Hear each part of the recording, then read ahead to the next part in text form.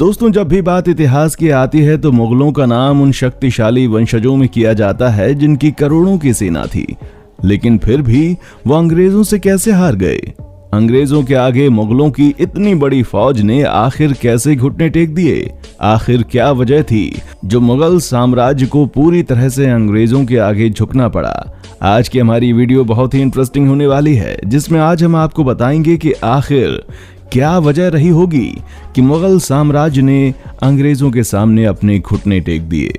3 नवंबर 1605 ईस्वी को अकबर की मौत के 8वें रोज बाद उसका बेटा मिर्जा नूरुद्दीन बेग मोहम्मद खान सलीम जहांगीर आगरा के तख्त पर बैठ गया।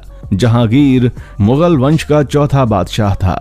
30 अगस्त 1569 ईस्वी को राजा भारमल की बेटी मरियम जमानी के गर्भ से पैदा हुआ जहांगीर एक अय्याश और आवारा किस्म का शराबी शहजादा था।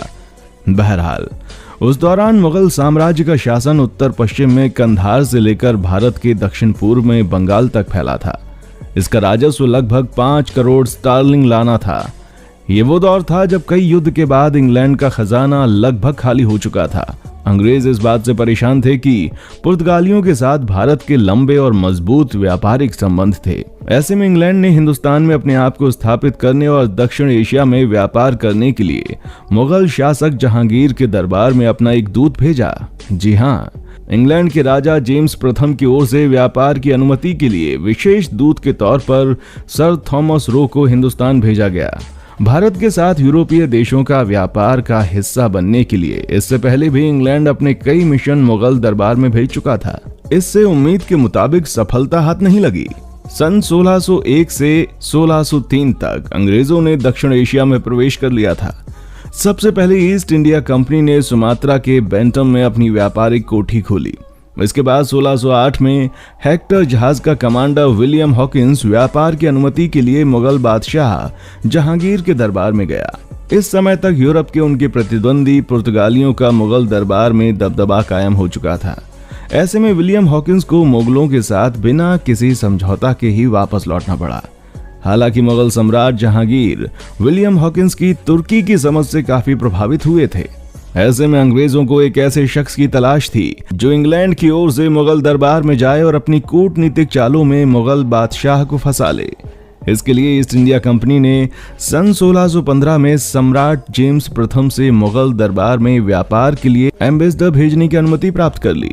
आखिरकार सर थॉमस रो को ब्रिटिश सम्राट का दूत बनाकर मुगल बादशाह जहांगीर के दरबार में भेज दिया गया। सर थॉमस रो एक अनुभवी, दृढ़ साहसी और प्रबंधन कौशल से भरा हुआ एक चालाक अंग्रेज था। वह अगले 3 सालों तक आगरा में ही रहा। इस दौरान इसने अपनी प्रतिभा के बल पर मुगल दरबार से पुर्तगाली प्रभाव को खत्म करने का काम किया।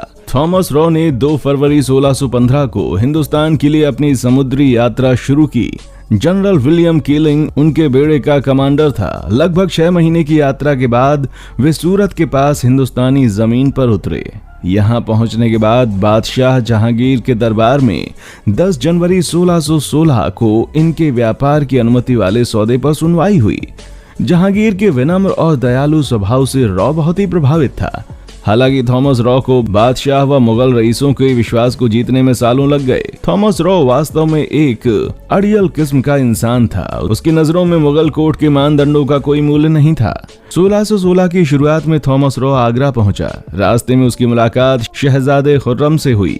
एक बार जब सूरत में मुगल अधिकारियों ने अंग्रेजों का माल जब्त कर लिया था तो थॉमस रॉ ने शहजादे खुर्रम के पास माल को छोड़ने और अंग्रेजों पर दया दिखाने की गुहार लगाई। थॉमस रॉ ने मुगलों के भरोसे को जीतने के लिए बादशाह के सामने उचित न्याय करने का रोना रोया। उसने मुगल बादशाह और उसके फैसले के प्रति सम्मान जताते हुए अंग्रेजों के लिए रहम की भीख मांगी और दयनीय भाव भाषा का इस्तेमाल किया। ऐसा एक नहीं बल्कि कई बार किया गया और आखिरकार स्वतंत्र व्यापार की आज्ञा देकर मुगलों ने अपने पैर पर कुल्हाड़ी मारने का काम किया। इससे मुगलों की भारत में जड़ें कमजोर होती चली गईं और अंग्रेजों का वर्चस्व बढ़ता गया। भारत में मुक्त व्यापार की अनुमति मानो अंग्रेजों के लिए लूट मचाने का एक लिखित आदेश थी। अंग्रेजों ने इसी आदेश के बल पर हिंदुस्तान को 1739 में फारसी लुटेरा नादिर शाह से भी ज्यादा लूटा। ये वो समय था जब भारत में अंग्रेजों का हस्तक्षेप बढ़ता जा रहा था, वहीं मुगलों की स्थिति कमजोर हो रही थी। अंग्रेजों ने मौके का फायदा उठाया और मुगल साम्राज्य के प्रति क्षेत्रीय ताकतों को उभारा और फिर संधि करके उन्हें अपने अधीन कर लिया। जल्दी ही एक फल विहीन पेड़ की तरह कमजोर और बूढ़ा हो चला मुगल साम्राज्य उखाड़ कर फेंक दिया गया। 1858 तक हिंदुस्तान से मुगल राजवंश की सत्ता समाप्त हो गई।